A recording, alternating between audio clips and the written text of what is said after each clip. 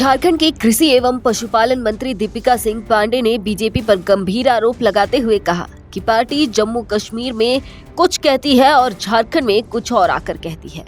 उन्होंने उदाहरण देते हुए कहा कि जब झारखंड में मैया सम्मान योजना शुरू होती है तो बीजेपी इसे कोर्ट में चुनौती देती है, लेकिन चुनाव के समय जम्मू कश्मीर में इस योजना का जिक्र करती है और ईद पर 2 गैस सिलेंडर मुफ्त देने का वादा करती है। दीपिका पांडे ने कहा कि बीजेपी हमेशा चुनावी मोड में रहती है और उनका हर कार्य चुनाव से संबंधित होता है। उन्होंने आरोप लगाते हुए कहा कि बीजेपी संथाल परगना के साथ साथ झारखंड के अन्य इलाकों में भ्रमण कर रही है ताकि वोट हासिल कर सके। यह बयान तब आया जब दीपिका पांडे दुमका के एमपी एमएलए की विशेष कोर्ट में एक पुराने मामले में पेशी के बाद मीडिया से बातचीत कर रही थी। इस दौरान उन्होंने बीजेपी की नीति पर और उनके कार्यों पर कई सारे सवाल दागे। है ये महागठबंधन की बात है, उसमें आगे कैसे क्या रहेगा वो मैं उस पर टिप्पणी करने वाली कोई नहीं हूँ। बीजेपी को लेकर क्या कहेंगे, जिस तरह से बीजेपी अब अभी देख रहे हैं कि संथाल परगना दौरे पे लेकर कल देखिए बीजेपी लगातार चुनावी मोड में रहती है। वो उनका कोई भी काम चुनाव से ही संबंधित होता है। अभी अब वो संथाल परगना में नहीं, अन्य सभी जगहों पर भी घूम करके रखें, हर जगह उन्हें निराशा ही हाथ लग रहा है। ये बीजेपी रूल स्टेट में भी हम लोगों का कहना है कि इस तरह का मैया सम्मान योजना से ज़्यादा लुक्रेटिव स्कीम्स हम लोग यहाँ चल रहा है, चाहे वो छत्तीसगढ़ में हो चाहे यूपी में हो। छोड़ दो आप चल रहा है तो वो देखिए प्रोटोटाइप है। देखिए आप समझने क्रोनोलॉजी समझिए।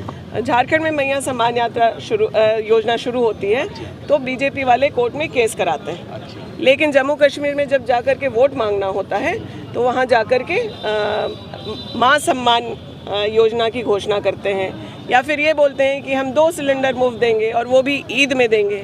तो झारखंड में आके कुछ कहना, जम्मू कश्मीर में जाके कुछ कहना, ये तमाम और ये योजना मैं आपको बताना चाहूँगी कि हिमाचल प्रदेश में हमारी सरकार महिलाओं को 1500 रुपये दे रही है।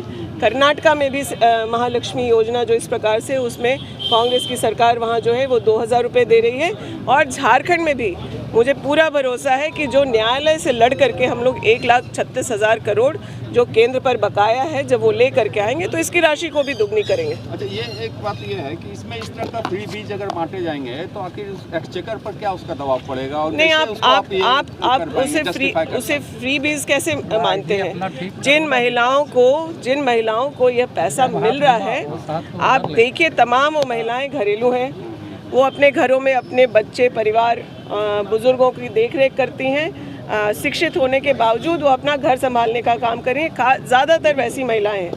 इन महिलाओं के श्रम का कोई आकलन आज तक नहीं हुआ है। ये बहुत ज़रूरी है कि महिलाओं के जो इस योगदान जो समाज, ये सिर्फ वो अपना परिवार नहीं देखती हैं, एक अच्छा समाज कैसे बने, एक अच्छा देश कैसे बने, उनके इन प्रयासों को सराहने का कोई प्रयास नहीं हुआ। और मैं मानती हूँ कि अगर घर में कोई महिला अपने परिवार के लिए खाना बना रही है, झाड़ू पोछा कर रही है, बुजुर्गों की सेवा कर रही है, तो उसका आर्थिक आकलन कभी अगर नहीं हुआ तो अब तो ज़रूर होना चाहिए। Thank you.